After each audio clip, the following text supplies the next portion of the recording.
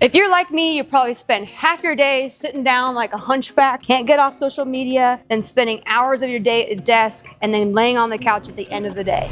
And I'm sure you're feeling it because your spine is not loving it, especially that middle back. And I'm sure you found out that stretching your neck, adjusting your posture, and rubbing your shoulders out does not fix the problem, because the problem is not in our neck, it's in our middle of our spine.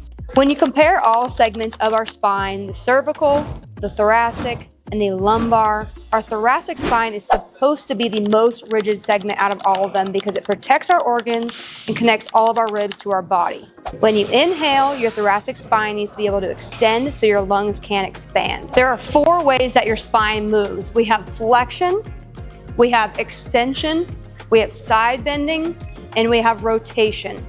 And most of our restrictions in the thoracic spine, or our middle back, is with extension and rotation. We spend a lot of our time just in flexion, and that's when our vertebrae back here become locked up, they become more rigid, and they reduce your motion. That's when your neck and lower back start picking up the slack and compensate. Without good thoracic extension, your squat turns into a lower back and neck workout. Your center of mass shifts forward, the low back kicks on to extend, and you throw your head back to counteract it and squat it out.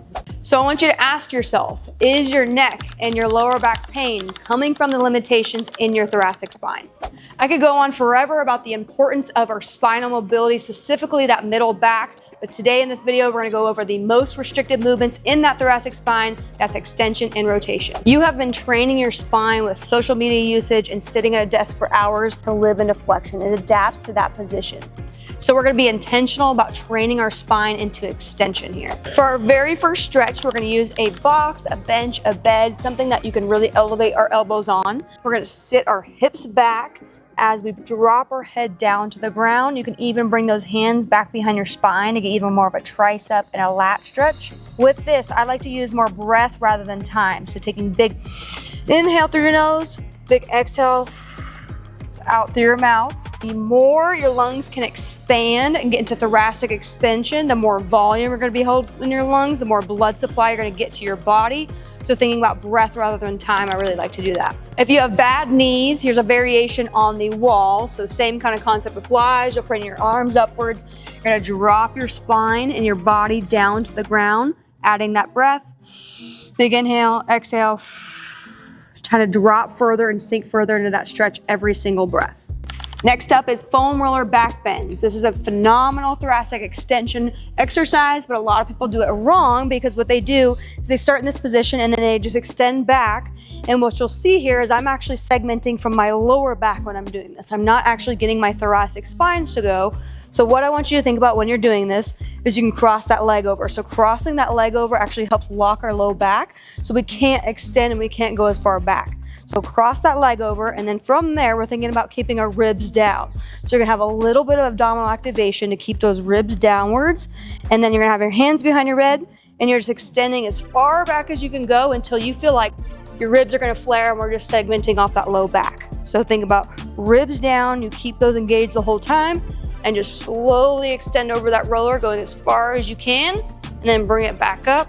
So our goal here is to really practice moving every single segment up the spine. So we're doing it here at that segment, then I want you to drop your hips like an inch, and then we do that same thing. Keep our ribs downwards, extend over that roller. We can even bring our head backwards with it. And then you can do maybe 2 to 3 in that segment, and then roll down a little bit more.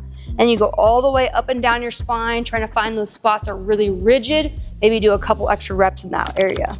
Another variation for this is using a larger wheel. You can put this on like a squat rack or some type of pole, and basically putting that on that middle spine. And then same thing, we want to lock that low back. So we don't want to be rotated here like that. We want to shoot our hips back as much as we can, either having your knees to your chest, work on that hip mobility here, or crisscross applesauce, but we're really trying to put that butt right underneath that roller. Okay, and then from there, we're gonna basically bring our head and our whole spine down into flexion like we all love, and then we're gonna go into extension. So bring our arms with us as we extend and come up over that. This one, because that low back is nice and locked, you don't have to think about too much about those ribs down, but you just really wanna keep those hips sitting back the whole time as you extend back. You're also thinking about breath here, so inhale when you come down, exhale as you go back. So big exhale out through the mouth. As you spin, extend over that roller and bring your hands back. You can intensify this stretch with a partner and having them set up the same position. And then you're gonna have them shoot those hips back. Make sure you have that low back nice and locked down, and then flex that spine downwards for me. And then we're gonna extend with our arms as we come back, and you can kind of grab their arms underneath to help them get a further chest stretch, get a little bit more into that passive extension, and bring it back down. Inhaling as you come back down, flex that spine, and then back into extension, grabbing up underneath their arms as you can pull back into extension. For our last extension-based exercise, it's gonna be a cat camel, but we're isolating it to that thoracic spine. So you're gonna stay sitting on your heels back here. You'll have your hands just out in front of you, and all you're doing is your upper spine. So you're basically gonna go from that cow or cat position, where you're going from here, and then go to that camel, and you arch through it. It kind of takes out that low back for us, being sit back on the hips, so we can just isolate to that thoracic spine, because a lot of times when we're in a regular cat camel, you're gonna get a little bit more low back motion, a little bit neck motion here, so we really just wanna isolate it to that thoracic spine, and we're just arching through here and then back. Now for our rotation set of movements. This first one's a foam roller thread the needle. So we're gonna grab our foam roller, we're gonna be a quadruped position in all fours. We're gonna keep this hand that's on the closest to the roller on the ground. This opposite one is gonna go underneath. And all we're doing is we're gonna rotate our body almost like we're trying to drop this opposite shoulder down to this ground as we rotate our spine. Okay, and then we'll basically bring it back and rotate again, dropping that shoulder down to the ground. To intensify this stretch, you can add a resistance band to it. So hook a resistance band, you're gonna loop your hand through it, step out so you already have a good resistance onto there, and then you're gonna basically roll with that roller. So roll, you'll feel a little bit more of a posterior deltoid stretch, a little bit more of that rotation as it passively pulls you against that band. But when you come back, you're not trying to just pull with that band. You almost wanna leave your shoulder behind to get a nice stretch here as you rotate your body the opposite way, then go along that roller coming downwards. But then leave your arm behind as you just now bring your body the opposite way. You're not pulling with it.